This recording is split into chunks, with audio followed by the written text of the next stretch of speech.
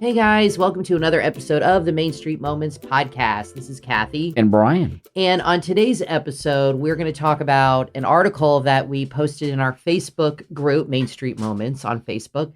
And it is about a woman who works at Disney World, one of the cast members that actually sleeps in her car some nights. And according to the article, which was published in the Sun Sentinel on December 5th, this woman works at Disney World. She's been a cast member for a while.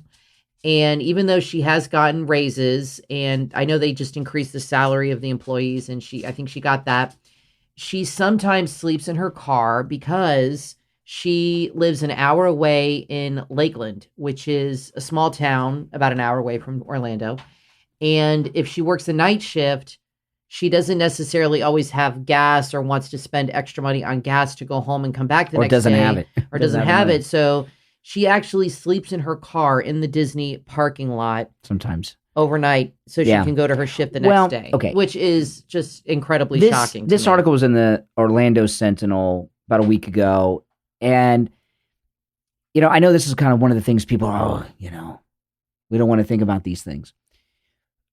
Not everybody that works at Disney is in the college program, okay? No, that's true. And I know people in the college program work hard. Don't misunderstand me. There's a lot of good people in the college program. But there are a lot of people that are locals in the Central Florida area that work at Disney, and they don't make a lot of money. And a lot of times, I think like this article about this woman, she's got a family, she's struggling, She works somewhere in Frontierland, and they identified her and everything in this article. I was very surprised. But, it's not easy in that part of Florida to get jobs for a lot of people. And people don't understand how few jobs there are and how low the pay is. And this woman works about an hour away from the park. Yeah. And I know some people will see the article and say, well, why is she working an hour away from home for a job that pays so little if she can't afford the gas? Because in these small towns around Orlando and Kissimmee, where Walt Disney World is, there's not a lot of jobs in them. They're small towns. All the jobs are retail, customer service, or they're hospitality related. And it's a lot of competition to get jobs. And $15 an hour or so, you have to drive an hour sometimes to get a job making that kind of money. And people, if you don't live in Florida, you have the main areas of people living are along the coasts, obviously. Like we live on the coast, you have Miami, Fort Lauderdale, and Port St. Lucie and all that. And then on the West Coast, the majority of the population lives in these coastal areas or close to the ocean. But there's also hundreds of small towns in Florida, probably in every state. There's so many small towns. I'm talking small, like maybe 2,000 or 3,000 people. And there might be one Walmart, one Target, or if that, very few jobs. So you're right. It's not easy. You lived in a small town. You lived in Okeechobee for a while. And this was long before we met, when you were like right out of high school, and you could not get a job. You tried everything. Well, there weren't jobs. There were no jobs because it was a small town with like one traffic light and like one store. Close. I mean, that's close. really what it's like. So yeah, she loves Disney. She should be able to work where she wants. An hour away is not a huge commute. I mean, we live in South Florida. A lot of people drive to Miami to go to work every day. It's very common. My brother-in-law drives an hour and a half one way to go to work. So it's not unheard of. She should be allowed to work where she wants, because a lot of people will say, well, she should just get a job somewhere else. It's not that easy to get a job that you like, especially, but even just get any job. Well, let me read this one part of this article. This is in the Orlando Sentinel, and she's a Disney She's been there 7 years. Mm-hmm. She's a Disney World cast member. It says here, she hops off an employee bus at the lot for Magic Kingdom workers at 12:12 a.m. I guess that's closing time on a humid September night, and makes a beeline for her Kia Soul, where a permit on the back window reads Frontierland cast member. After almost 7 years at Disney, she spends her shifts monitoring rides while also answering guest complaints at the park's Old West theme land, home to the Splash Mountain and Country Bear Jamboree. This is right after midnight. She slips out of her sneakers into her black Crocs, climbs into her car, pulls out of the parking lot, and heads to a 7-Eleven on Disney property. It happens to be a good night. She has enough cash in the sunglasses case above her head to buy gas for the 63-mile drive to her home just south of Lakeland. But sometimes on the worst nights, when the tank is on E and she can't scrounge even a few bucks for gas, she doesn't leave the lot. And then listen to this. It says instead, she pulls into a dark corner of the Disney lot, cracks the windows, and reclines the seat all the way back. She calls her family, and she checks to make sure that there's a clean uniform in the back seat for the next day. She falls asleep, waiting for her paycheck to deposit overnight. She said it doesn't happen as often lately, but it still happens. Because they did get raises, so yeah, it's not happening as often, but it shouldn't happen at all. Yeah, so listen, I mean, you got to really appreciate cast members Absolutely. at Disney. And people are so rude to them sometimes. Are they? You think so? Oh, yeah. Oh, yeah. I'm always nice to cast members. There's stories of cast members being treated so poorly. And, it's like people, I think, treat them poorly because there's no excuse for it, but they're spending a lot of money. They're tired. It's hot. And they take it out on the cast member who is going to take it and be nice and smile no matter what. And people take advantage of that. But, you and I were talking about this, and like somebody said when I posted this in our Facebook group, that this is not just exclusive to Disney. This goes around all over the country, and people are raising wages. Thank goodness, because I always thought the minimum wage was way too low and everything. And at least they're giving them, raises. But they really these companies need to pay their employees better. I'm sorry. I mean, Disney makes a ton of money. I mean, I think the CEO, what's his name? Bob Iger. Bob Iger. Yeah, I'm thinking of the old guy. Bob Iger could do without his multi-million-dollar bonus every year and maybe pay this girl a little more money so she can afford gas to go home. What I would like... It's ridiculous. This is what I would like Disney to think about doing. And I don't know if this could work. There must be a way where they can have some type of carpool or buspool system. There must be, I'll give you an example. Here in Florida, the Florida Keys, okay? The Florida Keys is very, very, very expensive to live in. The people that work in the restaurants and the stores in the Florida Keys typically don't live in the Keys. No. They live in the mainland. And what happens is every day and night, they get bused. There's buses that go from the mainland of Florida to the Keys to take people to work. I don't know if Disney could work something out like that for some cast members. Well, the problem with that is with the Keys, it's a 2-lane road down the Keys, and the city attached to it at the bottom of Florida is Homestead. Okay. So they probably have a parking lot and you can park your car there and everybody can go to the same spot and go down this 2-lane road down into the Keys. The problem with Disney is people come from all over the place, but I think there's 2 solutions to this problem. I agree with you. I think Disney should set up a carpooling system because I'm sure there's people that live near her or in that area, and they could set up some kind of a sign-up system where you hook up with people to share rides and to share gas money and carpool. I think they could do that. And I also feel that they should give people that live 30 miles away or more a gas stipend every week. Give them an extra $25 a week. I mean, they can afford that, a gas stipend, or maybe, if you live 30 miles away or more. You know what? Another thing, now this is just an idea. And I think this would be a good idea for Disney. That, Disney has gas stations on property because they have so many vehicles. That's right. If they could offer gasoline to employees in their employee car. Yeah, give them a voucher. For cost of whatever it costs Disney for the gas.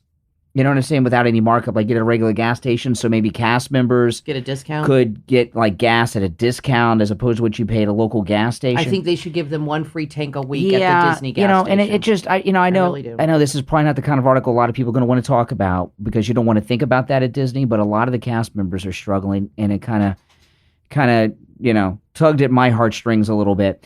Oh, there's one thing I want to ask you about, Kathy, because this is Rise of the Resistance is open. I've not been yet.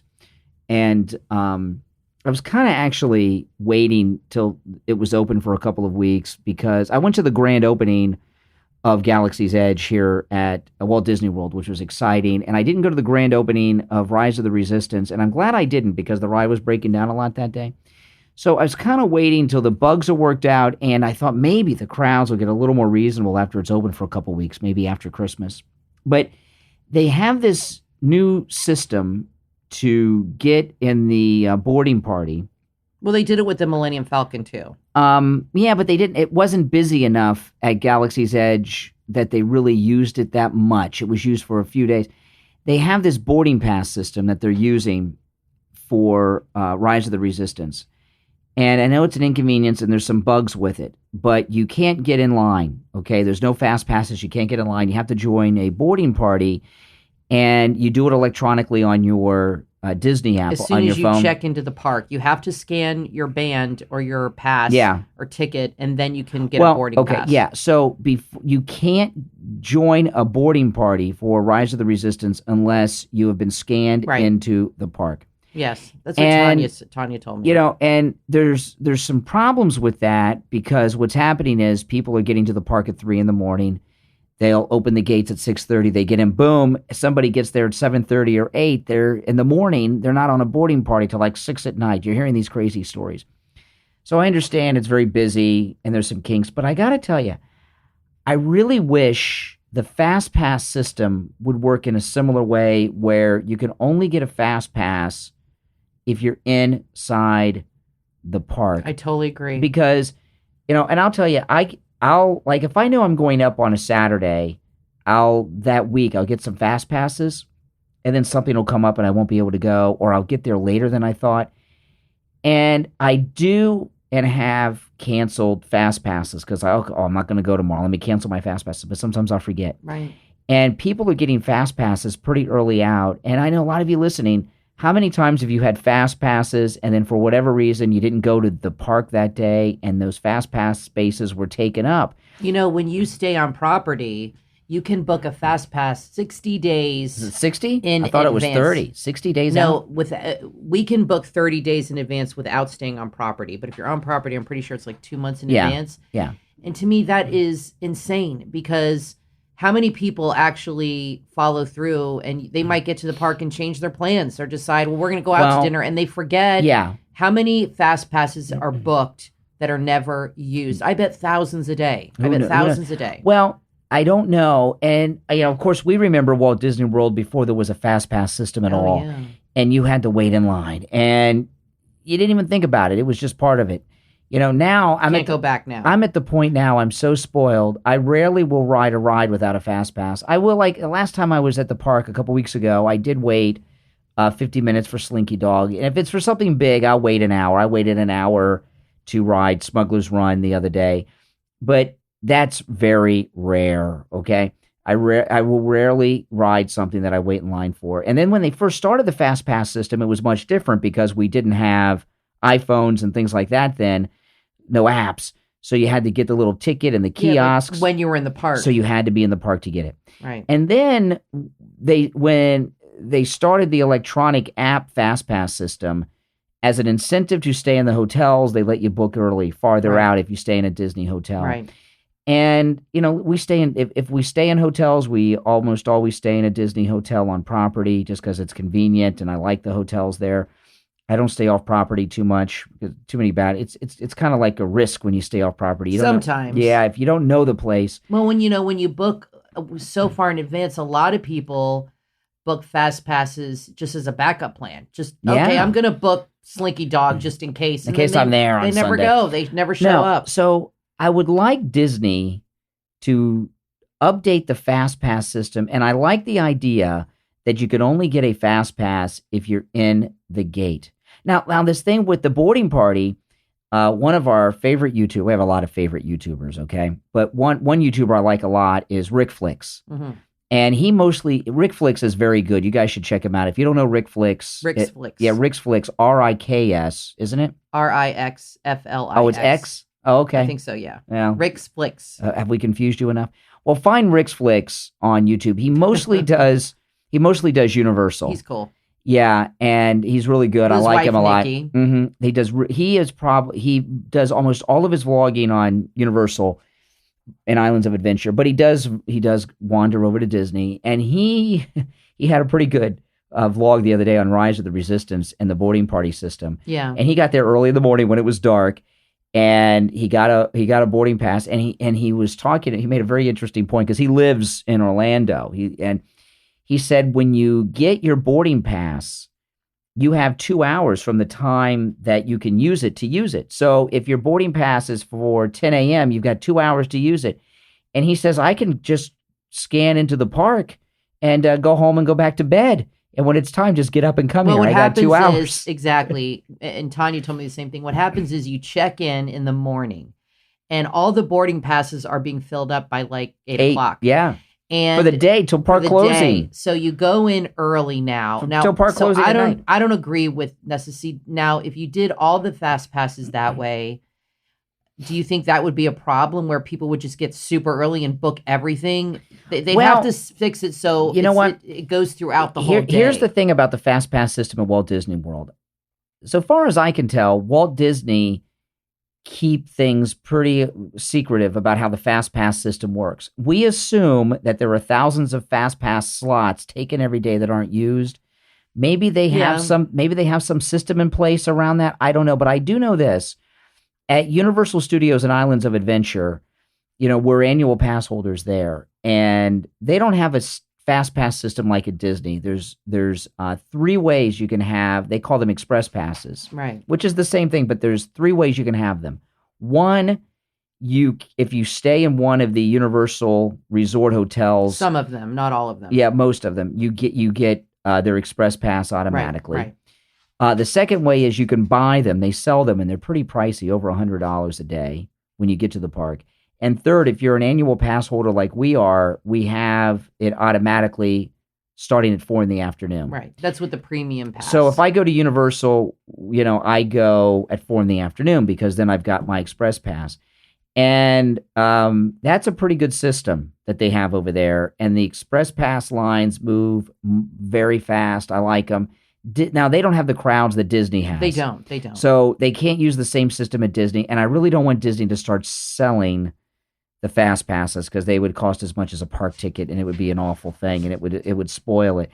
But I would really like it where you can only get a fast pass once you're scanned into the park. And I think that would be fair. They got to figure out a way around this idea where by 8 o'clock in the morning on Rise of the Resistance, every boarding party is taken up till park closing at 9 or 10 o'clock at night. I mean, that's not right. Well, yeah, I agree with you with that system. So something's got to go with that. And I think it would be okay because, like you said, when they first did fast passes, you had to be in the park. You got a ticket. You went to the ride, and and there was like a machine, and you swiped your ticket. I don't know. You did something, and you punched it in, or you just punched in a thing, and it spat out a ticket, and it was digitally imprinted with a time frame. And that was when you came back, and showed your ticket, and that was your fast pass. Yeah. Time. I also think that every ride should have a single rider line. I think that would help a lot. Not all the rides have those. There's ways around it, but this booking 30, 60 days in advance, I think is nonsense. And I don't think it's right. It's not. I guarantee you. Because plans change too much. Plans change, and I guarantee you a lot of people book them just in case. Well, and they don't even go to the park, they do go to dinner or something. I think that this boarding party system that they're using at Galaxy's Edge is a test for an update on the Fast Pass system.